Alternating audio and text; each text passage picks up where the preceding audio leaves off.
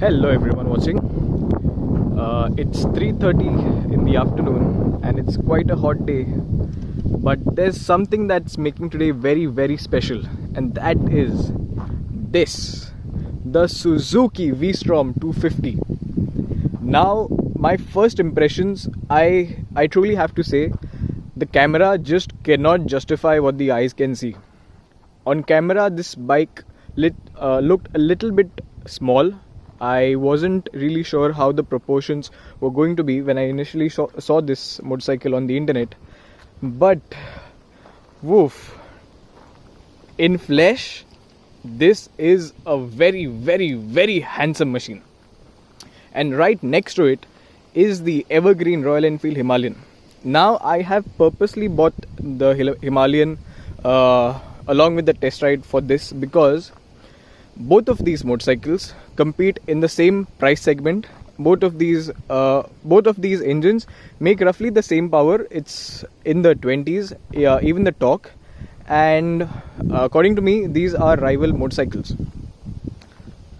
Now, talking about the Suzuki Vstrom 250. So right off the bat, the Suzuki Vstrom looks like a very handsome off-roading tourer sort of a machine, but this is not really a very good off-roader. Okay, this, I would say, this is a very good tourer and this is very good for the highways, but off-roads, because I'll tell you why. See, I just came from on a very bad patch of road just to test these two motorcycles out, and within this short distance of riding it, it's okay, it does the job, but not as confidently as the Himalayan does the job on these same roads.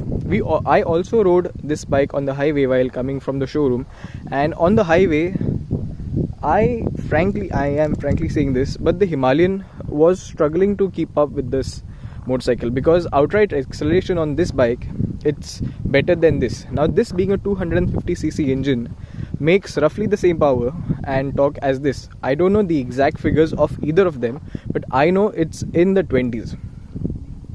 Now this motorcycle, the Suzuki Vstrom, it borrows a lot of its components from the Gixxer 250. Right off the bat, I can say that I could clearly see that this headlight, the rear tail light, it's borrowed from the Gixxer family, which is made for the Indian subcontinent. Now I think there are two different models of the Gixxer 250. One is an international model that is priced a bit higher, and for the Indian market, which is very heavy in terms of price competition, I think Suzuki has done a great job making this motorcycle on the Suzuki Gixxer 250 platform, because it borrows the engine from the 250 Gixxer. The transmission is the same, the suspension is the same, and overall the entire bike is based on the 250 Gixxer, and it's not a bad thing at all, because for what it stands for and how it looks, this performs very well. Now here I have this motorcycle for a very short duration of time, because I am just taking this out for a test ride, and I have come a bit further from the showroom, so I will try to keep this as short as possible. First, let's see how the bike looks.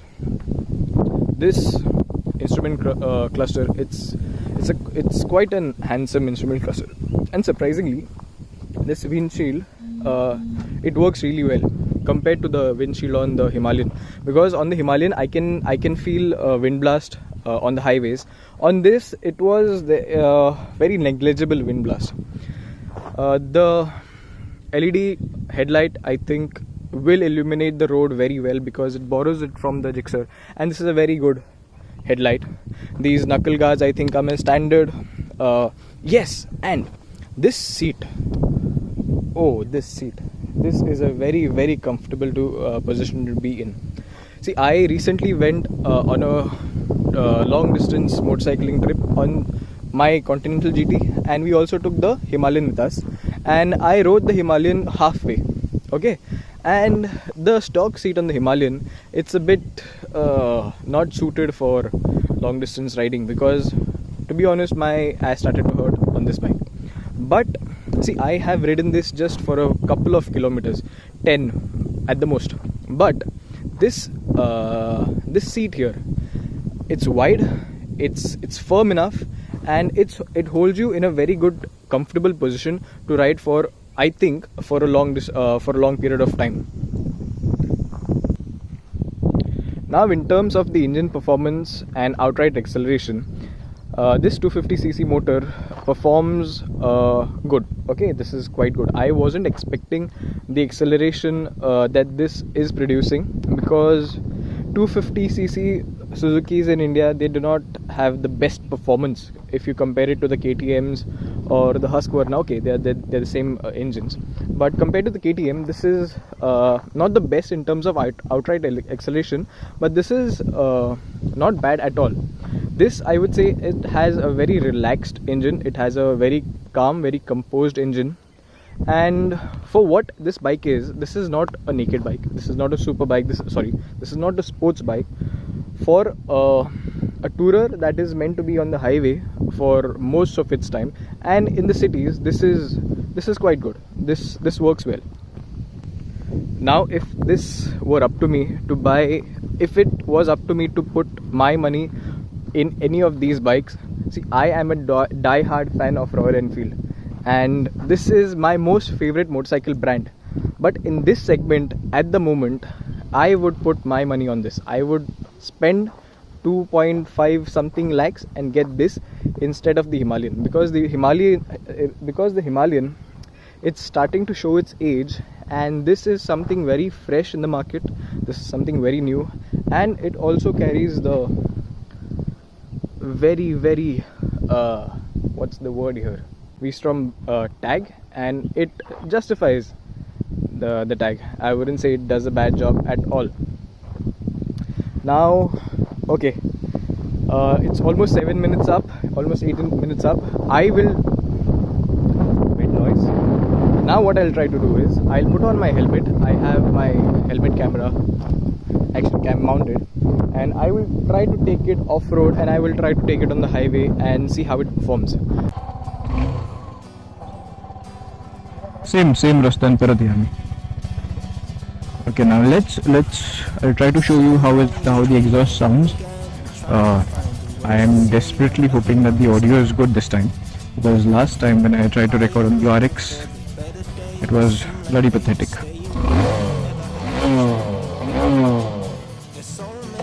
It sounds just like a typical single cylinder 200cc engine. There's nothing special about how it sounds, but let's see how it performs off-road.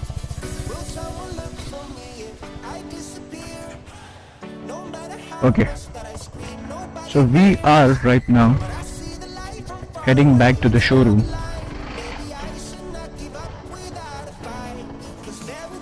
And I'm taking it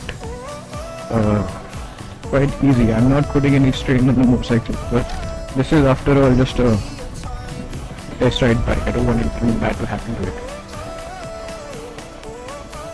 So I think I can push it a little bit. Now, one problem for me that I'm facing on this bike is that the seat height, it's a bit taller than the Himalayan. Okay, I think it's somewhere around 830 mm high, and my height is, I am around 5 feet 8. I'm 5 feet 8, and I need to tiptoe in the bike, because one foot placed down, it doesn't touch completely. Okay, it does touch completely if I lean to the side a bit, but still it's okay. It's quite manageable for someone of my height. See, this is a very rough patch of road. It absorbs the broken road quite well. I'm not feeling any sort of harshness from the road. The suspension is performing good, and there is decent power on tap for me to just power through some of the patches of the road. Now, saddling is a bit of a problem, because the handlebar, it sits quite low. Now, why? Although I am standing up and saddling on the motorcycle, my hands are quite low, and I'm not in the best the most comfortable position to be in. I think if the handlebar was a bit higher, it would have solved the issue. But this is a very aggressive saddling position, and to tackle tough obstacles, this is a good position to be in. Will someone look for me if I disappear? No matter how much that I scream, nobody hears. But I see the light from far away, it's down the line. Maybe I should not give up without a fight, 'cause there will be a time. I would never wait for something to let it go to waste. With everything at stake, I thought I would take it all back. I just wanna make this thing last, but we're running out of time. We were doing alright, holding on to the fight. Could we run away? I know. Okay, one great thing about this bike that I noticed is, this must be case with all of the 250 and 160. The gearbox, it's a joy to use. One flick up, one flick down. This is one of the most precise gearboxes I have witnessed on a motorcycle.